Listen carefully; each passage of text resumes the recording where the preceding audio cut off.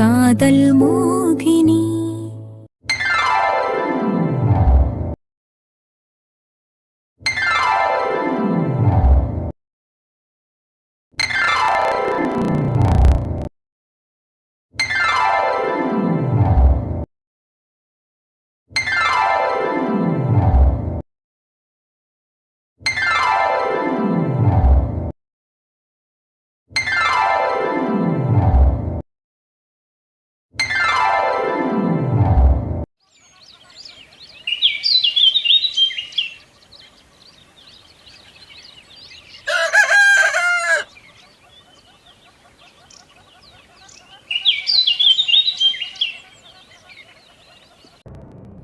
ஏய், இவ்வளவு தைரியம் இருந்தா என்ன கட்டி போட்டுருக்கீங்க?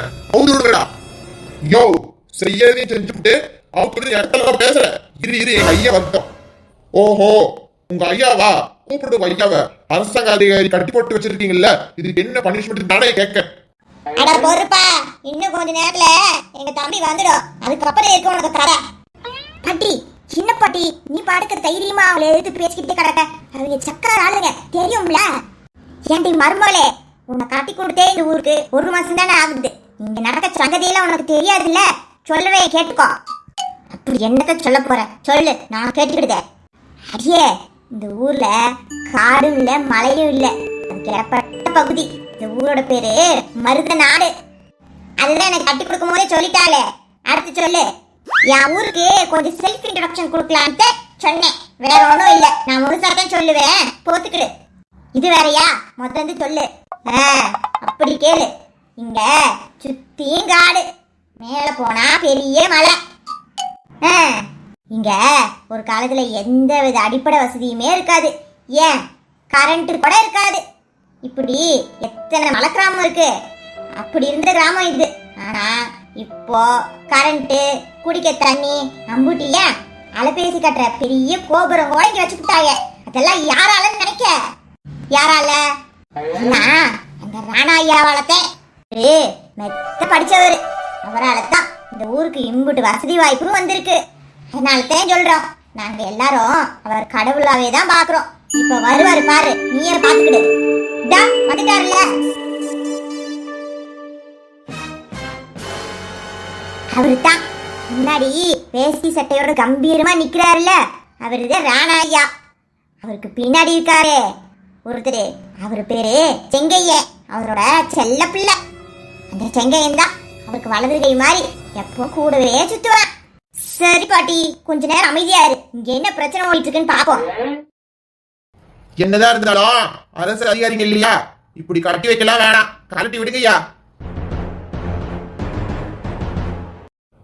யோ, என்ன ஊருக்குள்ள நாட்டாம பண்ணிக்கிட்டு தெரியுதியா? நீங்க யாரையா எங்களை கட்டி கூட்டிட்டு வர? பண்ணது தப்பு. அதை தட்டி கேட்டா கூட்டிட்டு வந்து மரத்துல கட்டி வைப்பீங்களோ? இதுல நீ வந்து பஞ்சாயத்து பண்ணி வச்சாதான் இவனுங்க கேட்பாங்களாமா. அது வரைக்கும் எங்களை அடிக்கவும் மாட்டாங்களாமா. அடிச்சுட்டா பார்க்க சொல்லு. அடி. இப்பயே போய் போலீஸ கூட்டிட்டு வந்து உங்க அம்புட்டு பேத்தியும் இந்த இடத்த விட்டு காலி பண்ண வைக்கல. ஏப்பா, இவனுங்கள சும்மா கட்டி வச்சது தப்பு. கைய காலை கட்டி அந்த செந்தட்டி இலை எடுத்துட்டு வந்து அவங்க வாயில தேய்ச்சி விடுங்க. எரியுது, வாயெல்லாம் அரிக்குது. டேய், என்னடா பண்ணீங்க? இங்க கேளு, நான் சொல்லுதேன். உனக்கு பூசி விட்டது செந்தட்டி இலை. அத உடம்புல எங்க தேய்ச்சோம்னாலும் அந்த இடத்துல பயங்கரமா அரிக்கும். அப்புறம் எரியும். அப்புறம் சொரிய முடியாத அளவுக்கு கிடைக்கும். 2 பேரும் கீழே மண்ணில் புரண்டு தேய்ச்சிடுங்க. ஏய் கிழவி, நீ வாய முடு, நான் பேசிக்கிட்டு பாருங்க. நான் நியாயமா பேசலாம் தான் வந்தேன். நீ தான் வாயிருக்க. அதனாலதான் உனக்கு இந்த தண்டனை. இங்க இருந்து காட்டுக்குள்ள விறகு பொறுக்க வந்த என் பிள்ளைங்க கிட்ட தகாத வார்த்தையில பேசியிருக்க. அவங்களுக்கு இடத்துல கொடுத்திருக்க. அப்படித்தானே? என் வாய்க்குள்ளேயே செந்தட்டி இலையை வச்சு தேய்ச்சிட்டு பேசுனா எப்படிடா பேசுறது? நீ பேசுற அவ்வளவுதான். அப்புறம் உடம்பு பூரா சொல்ல சொல்லிடுவேன். இத பாருங்க, நாங்க ஒன்னும் தேவையில்லாம எதையும் பண்ணல. எங்களுக்கு கொடுத்த டியூட்டியை தான் பார்த்தோம். காட்டுக்குள்ள வந்து விறகு பொறுக்கிறதே தப்பு. அப்புறம் அதை தட்டி கேட்டதுக்கு இப்படி மனிதாபிமானமே இல்லாம நடந்துக்குவீங்களோ? காட்டு மீறாண்டிகளா? ஏய், யார பார்த்து காட்டு மீறாண்டின்னு சொல்ற? உங்க கடமைய நீங்க தாராளமா செய்யலாம். அதுக்கு முன்னாடி உனக்கு கொஞ்சம் விளக்கம் கொடுக்குறேன், கேட்டுக்கோ. இந்த காட்டோட நேகால பக்கம் மலையில இருக்கிற ஆவார அருவி வரைக்கும், அதே போல கிழக்கால செம்புத்தூவோட வரைக்கும், தெற்கால மலை மேல இருக்கிற சிங்கப்பாறை வரைக்கும் நாங்க எங்க வேணா போய் விறகு பொறிக்கலாம், காஞ்ச மரத்தை வெட்டிக்கலாம், மரமும் நட்டைக்கலாம், அங்க விளையில காய்கனியும் பறிச்சு தின்னுக்கலாம், எங்களோட ஆடு மாடையும் போய் வச்சுக்கலாம். இதெல்லாம் நான் சொல்லல, கலெக்டரே எங்களுக்கு பர்மிஷன் கொடுத்துருக்காரு. அந்த உத்தரவு பத்திரத்தை ஆபீஸ்ல இருக்கும், போய் தூக்கி பாத்துக்க. என்ன சட்டம் எல்லாம் பேசுறீங்களோ? ஆமா, சட்டம் இந்த இங்க இருக்கிற 100 குடும்பமும் சட்டத்தையோ அரசாங்க உத்தரவையோ மீறி எதுவுமே பண்ணல. நாங்க நியாயமா தான் நடந்துக்கிறோம். ஓஹோ, எங்க அள்ளுக்குள்ள வந்து சுருளி பொறுக்கிறதுலாம் தப்பு இல்ல, உங்க இலையில பொறுக்குனாதான் தப்பு. நீங்க சொன்னீங்களே இந்த பிள்ளைய சுள்ளி சோறுக்கு போன இடத்துல வனத்துறை சரகத்துக்குள்ள வருதுன்னு. ஆமா, அதுக்குள்ளதே வருது. ஆனா செம்புத்து ஓடையில இருந்து கிட்டத்தட்ட 5 கிலோமீட்டர் முன்னாடிதான் அந்த பிள்ளைங்க விறகு பொறுக்கிருக்காங்க. இதுல என்னத்தை நீங்க குத்த கண்டுபிடிச்சிட்டீங்க? சராசரி குடிமகனா இருக்கிற நாங்க சட்டத்தையும் அரசாங்கத்தையும் மதிச்சு அவங்க சொல்ற கட்டுப்பாட்டுக்கு உட்பட்டு தான் நடக்கிறோம். ஆனா அதே அரசு கிட்ட சம்பளம் வாங்குற அதிகாரி நீங்க அதே மாதிரி நடந்துக்கிட்டா யாருக்கும் தொந்தரவு கிடையாது. எத்தனை போலீஸ் வேணாலும் பாருங்க, எங்க வேணாலும் சொல்லுங்க, தப்பு செஞ்சவங்க தான் பயப்படணும். எங்ககிட்ட உண்மையும் நேர்மையும் நியாயமோ நிறையவே இருக்கு, எதுக்கும் பயப்பட மாட்டோம், எதிர்த்து போராடுவோம். பாத்துக்க. ஏமா நீங்க காட்டுக்குள்ள கொடுவால் எடுத்துட்டு போறது விறகு வெட்டுறதுக்கு மட்டும் கிடையாது, உங்ககிட்ட தப்பா பேசுனோட வாயும் தொடுறவ கையும் வெட்டுறதுக்கும் யூஸ் பண்ணலாம். அப்படி இவனுங்களை செஞ்சுட்டு வந்திருந்தீங்கன்னா இன்னும் சந்தோஷப்பட்டிருப்பேன். அச்சுச்சோ, ஏதோ காட்டுக்குள்ள இருக்கிறவங்களோட தலைவன்னா படிக்காதவன் விவரம் இல்லாம பேசுவான், மிரட்டி இல்லான்னு பார்த்தா இவன் என்ன பாயிண்டா புட்டு வைக்கிறான். பேசாம இவங்கிட்ட மன்னிப்பு கேட்டுவோண்டோ. இங்க பாருங்கம்மா, நாங்க செஞ்சது தப்புதான், எங்களை இந்த ஒரு தடவை மட்டும் மன்னிச்சு விட்டுருங்க. ஆமாங்க, இனிமேல் இப்படி ஒரு தப்பே நடக்காது, நாங்க கிளம்புறோம். என்னங்க ஐயா, செந்தட்டி இலையை மட்டும் வச்சு தேய்ச்சிட்டு விட்டு விட்டீங்க, நாளை காட்டுவோம்ல நினைச்சோம். அது இல்லம்மா, முதல் தடவை தப்பு செஞ்சிருக்காங்க, மிரட்டி விட்டாச்சு. அடுத்த தடவையும் இதுவே தொடர்ந்துச்சுன்னா நம்ம யாருன்னு காட்டலாம். அப்பா அப்பா, உங்களுக்கு ஒண்ணு தெரியுமா? என்னாச்சியா, ஏன் இப்படி வேகமா ஓடியார? அப்பா, இன்னைக்கு ஆதினியும் மோகினியும் மறுபடியும் ஓட்டப்பந்தயம் வச்சுட்டாங்கப்பா. ஆதினி கிட்ட எவ்வளவோ சொன்னேன், கீழே விழுந்து அடிபட்டுரும், அம்மா அப்பா திட்டுவாங்க போகாதுன்னு. ஆனா இந்த மோகினி ஏதோ சொல்லி அவளை இழுத்துட்டு போயிடுச்சுப்பா. நீ அவங்க வந்தா 2 பேத்தையும் அடி. வரட்டும், இந்த 2 பேத்தையும் அப்பா மரத்துல கட்டி வச்சு தோலை உரிக்கிறேன். நீ வீட்டுக்கு போறியா? நான் இவங்களோட பேசிட்டு வந்துடுறேன். அப்பா கண்டிப்பா செய்யணும்ப்பா, நான் சொல்ல கேட்காம என் பேச்சை மீறி போனாங்க.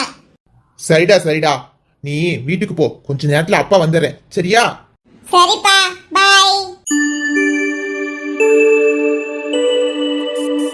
சரி, எல்லாரையும் நாளைக்கு பாக்குறேன், சரிங்களா? சரிங்க ஐயா, ரொம்ப நன்றி.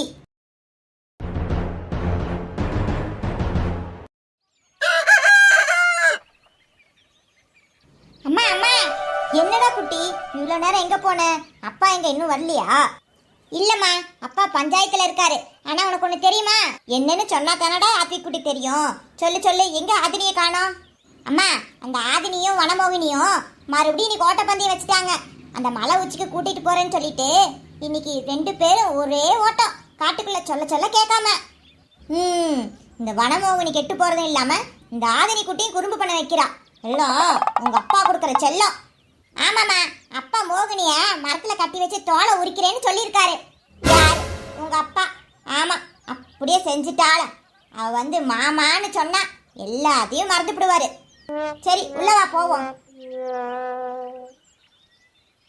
இந்தாடா ஆத்தி குட்டி, பிடிச்ச ஃபுட்டு. ஐ அம்மா, எனக்கு பிடிக்குன்னு சொல்லி குலோப் ஜாமுன் செஞ்சிருக்கீங்களா? ரொம்ப தேங்க்ஸ். கொண்டு வாங்க.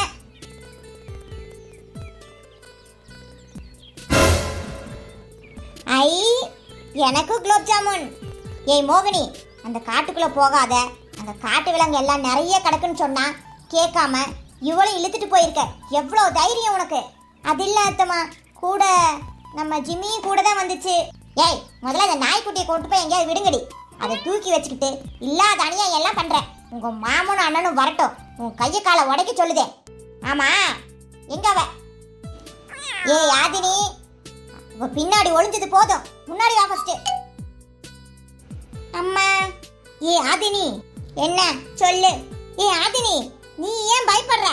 இந்த அத்தை எப்பவுமே இப்படித்தான், எப்ப பார்த்தாலும் திட்டிட்டு மிரட்டிக்கிட்டே இருக்கு. இந்த அம்மா உங்களுக்கு வேண்டாம். பேசாம ராணா மாமாவை நானே கல்யாணம் பண்ணிக்கிறேன். நானே உங்களுக்கு அம்மாவாவும் இருக்கிறேன். சரியாத்தா? ஏதே இது என்ன இது? இவ அப்படியே மோகனா மாதிரியே இருக்கா. உருவத்துல மட்டும் இல்ல, என் புருஷன் மேல வச்சிருக்கிற பாசத்திலையும் அன்புலையும் அப்படியே அவளே உரிச்சு வச்சிருக்கா. அவளை மாதிரியே இவளும் பேசுறா. என் மேலையும் அவர் மேலையும் உசுரா இருக்கா. அதே மாதிரி தானே என் மோகனாவும் என்கிட்ட வம்பிழுப்பா. ரெண்டு பேத்துக்கு என்ன தொடர்புனே தெரியலையே. ஒருவேளை நாங்க இங்க வந்த மாதிரி மோகனாவும் தப்பிச்சு வந்திருப்பாளோ? எனக்கு தான் புரியலையோ. மாமா மாமா மாமா, இன்னைக்கு என்னாச்சு தெரியுமா? நானும் அதனி குட்டியும் ஓட்டப்பந்தயத்துல ஒரே நேரத்துல ஓடணும். 2 பேரும் ஜெயிச்சோம் தெரியுமா? அதெல்லாம் இருக்கட்டும். எதுக்கு இந்த காலை வச்சுக்கிட்டு இப்படி ஓடுற? இப்பதானே கொஞ்சம் கொஞ்சமா சரி பண்ணி நல்லா இருக்கு. எங்கேயாச்சும் விழுந்து எலும்புல அடிபட்டுருச்சுன்னா மறுபடியும் பிரச்சனை ஆயிடும்ல. ஆமா, இந்த சின்ன வாண்டி எங்க? அப்பா அதனி, இங்க வாடா.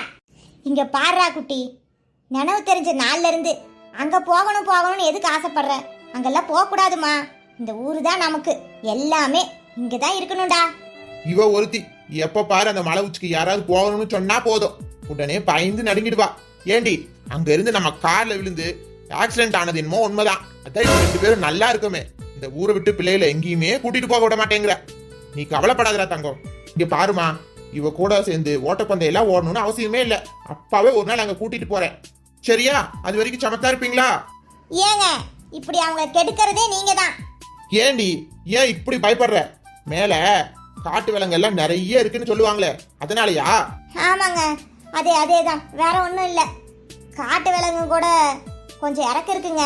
ஆனா அங்க இருக்க ஒரு கொடிய மிருகத்துக்கு அந்த இறக்கம் கூட இல்லைங்க. என்னையும் உங்களையும் கொல்ல நினைச்ச படுபாவி அங்க இருக்கான். என் பிள்ளைகளை கண்டா வாரிசு வந்துருச்சுன்னு அவங்கள ஏதாவது செஞ்சிருவானோன்னு பயமா இருக்குங்க. கடவுள் உங்களுக்கு கொடுத்த மறதிங்கிற அற்புதமான வரத்தை எனக்கும் கொடுத்துருந்தான்னா இப்படி பயந்து பயந்து ஒவ்வொரு நாளும் நான் சாகணும்னு அவசியமே இல்லை. நீ என்னமோ சொல்றடி, எனக்கு எதுவுமே ஞாபகம் இல்ல. சரி சரி, அதெல்லாம் இருக்கட்டும். அத்தை, என்ன மாமாவை பார்த்து சைட் அடிச்சிட்டு இருக்கியா? அதுவும் நாங்க இத்தனை பேர் இருக்கும் போதே போய் எங்களுக்கும் குலோப் ஜாமுன் நிறைய எடுத்துட்டு வா. நல்ல வேலை இவங்களுக்கு சந்தேகம் வரல நம்ம சொன்னதை வச்சு.